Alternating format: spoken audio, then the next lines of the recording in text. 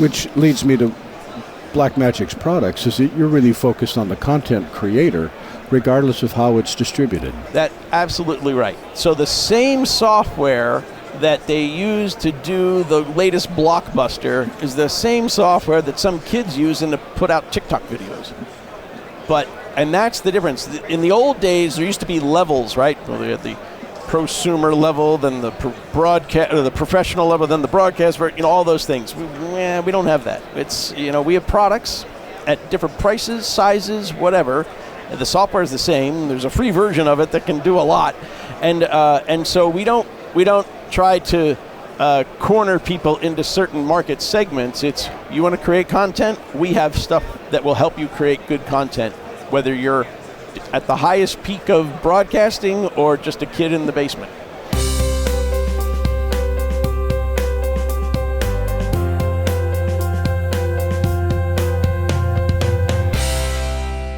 Well, Blackmagic Design is a company that has evolved over the last 15 years from a company that made some hardware solutions for getting I/O in and out of computers to a company now that has everything from cameras to live production switchers to DaVinci Resolve software, which does editing, visual effects, audio, color grading, all those good things.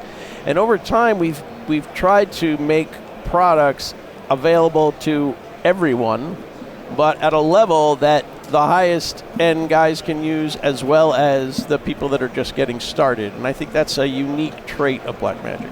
But why have such a broad range of products? Why not focus on doing one thing really, really, really well? Right. Well, I think that we feel that we do a lot of things well, but they all kind of blend into each other. And because DaVinci Resolve software was sort of at the core, we were able to get into the camera business because we felt like we were going to try and help make a better workflow. And then we developed our own codec to make that easier to use. The live production switchers eventually took advantage of Resolve, and now we're doing replay in Resolve through an ATEM switcher.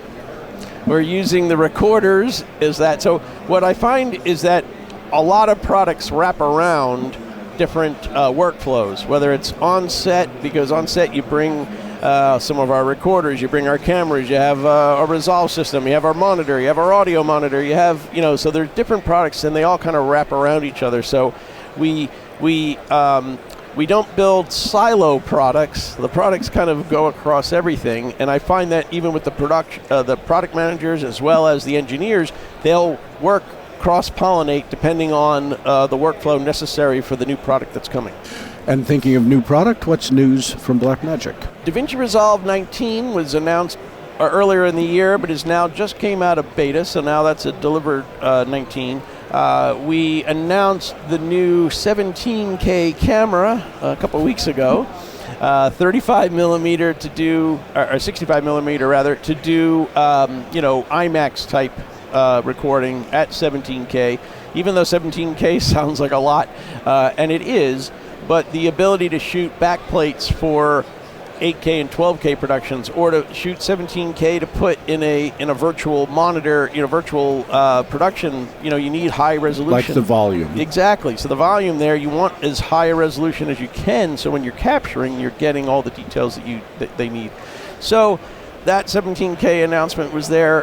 The immersive camera is coming. That's the new workflow for Apple Vision, and they announced that sort of for us recently, and we showed a prototype of it at IBC last month. So it's got the dual lenses on it because it's going to record 8K for each eye, and that workflow is forthcoming and something that we'll see demonstrated in the future. I want to go back to the 17K camera for just a minute. Human eye resolves at 12K. Why keep escalating? Because file sizes are ginormous, and handling those kind of files is non-trivial. Are we just looking at a future of unlimited resolution? I'm not sure. I remember when we decided to do 12K, I thought that might be the end, right?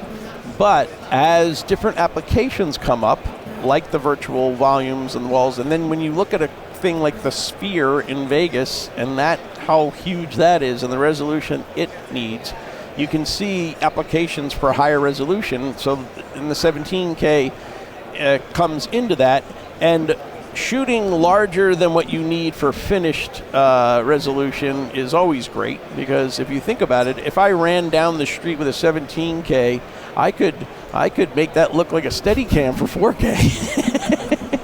So I think those are also some of the, but I don't know if there is one higher than that. Clearly, I'm not asking to announce new product, but it seems to me it's either unlimited and we're going to go to 100K files, right, and I'm just going to just crawl into a hole now, but there's got to be an upper limit, it seems to me. One of the things that we saw coming, 6K, 8K, 12K, and larger, we developed our own codec to make it easier to deal with. So the 12K files that people shoot can be edited on a laptop, which you wouldn't have thought that would be the case 10 years ago. You would think, well, there's no way you can do that. So the codec changes are definitely something that will help and are going to help. And this new immersive workflow, 8K each eye, and keeping them in sync is another one. So the I don't know that the bandwidth of the size of the K is the problem. It's going to be hardware eventually that, can it handle some of these resolutions? But, it's always the cart and the horse. I don't know where they are going to line up, but I think that we've seen uses for it. And even when 12K was announced, people didn't understand why you could possibly need that. And then once people were using it, they said, oh, we could use that. And now it's like, well, can we go higher than that? It's like, I guess we can. So, what trends are you seeing? What do people respond to? Where's our industry's interest right now? Well, I find the interest in SMPTE 2110, moving video over IP, was something that people have been talking about for a while. But what we did was create products for the video space, for that guy who says, look, I need to get a signal from here to there that SDI is not going to handle it. I need to throw it, but can you make it easy for me? Can you make it so it really just looks like a video signal to me? And that's what we've done. We created some products that will make it that easy. And matter of fact, I was... we just came out with the new IP to HDMI box, right? So that'd be great. You put it on the back of a monitor. They send the signal down on 10 gig. You plug it in, and there you have your signal. So when I got them, I got two of them, but they were only one direction. So I thought, well, that's not going to help me. But I had one of our earlier products that was 3 times 3G. So I said, I bet if I just plug these two in, they're going to work. And I did, and I was like, oh, look at that. I didn't even have to ask anybody. This is good. But that's who we're trying to cater to, not to an IT, guru. We're trying to talk to the people that have been using video their whole life, who plug in a cable, HDMI or SDI, and get the signal, and that's what they want. And that's kind of where we went down the path of that, to help people migrate slightly, like they need a hybrid situation, and that's kind of the products that we've done. And that interest was a lot higher than I expected, and it was across the board, because it's the high-end guys who want it either on set, or they want it in their, they need to move from campus to campus and they want to send signals over there. Or it's churches saying, yeah, well, the crying room is now in a different building and we need to get the signal over there. How do we do that? We use this. So colleges, all those kind of things. So people that have 10 gig infrastructure that want to be able to move video now. And I think that was something that it resonated with a lot of people, because most of them were saying, can you make it easy? Can we not have to go back to school to learn how to do this? And if I can make it work, then anyone can. I think that's not true, but I will take it as the fact it's easy to use. You mentioned something. You've talked about media being moved in houses of worship and in education. One of the things that I've seen over the last year and a half, 2 years is traditional media and broadcast is under tremendous pressure right now and having a hard time just in general. Where's the market? Where are people interested in media? I think that what we're finding is that those of us that have been around a while think of things in traditional sense, whereas today people watch content on anything from anywhere, and they don't look at it as linearly as we used to. There was appointment television where we watched this program on this time at that date. That's gone out the window. And half the time, you don't even know what what channel you're watching. You just know a program. How do I get that? Well, you ask the remote, and the remote says it's on this. Do you have that? Because now you can watch it. That has changed a lot of viewing habits, but it's a different world now. I mean, I look now. My daughter, she's in her 20s. She'll be watching a program with us and watching something else at the same time, right? Now, that doesn't compute for me, but it does for them. And I think that is something that, so the content is the king and not the platform.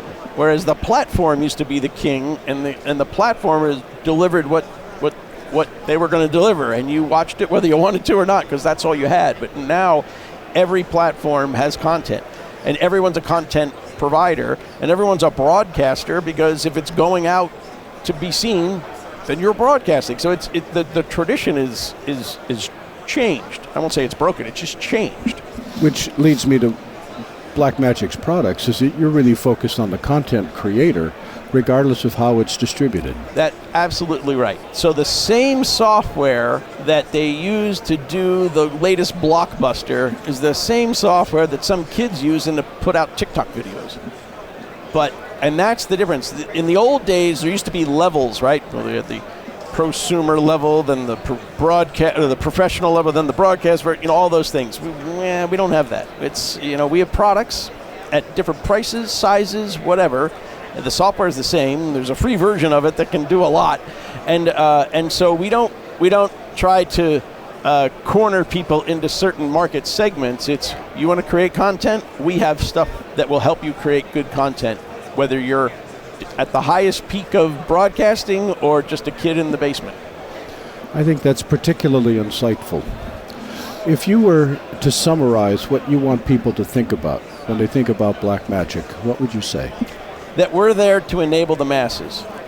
We want to continue to provide products so that anyone can use them regardless of where they are in their sphere of the career or their economic cycle. And we've always striven to be able to do that, to enable the masses at every price point.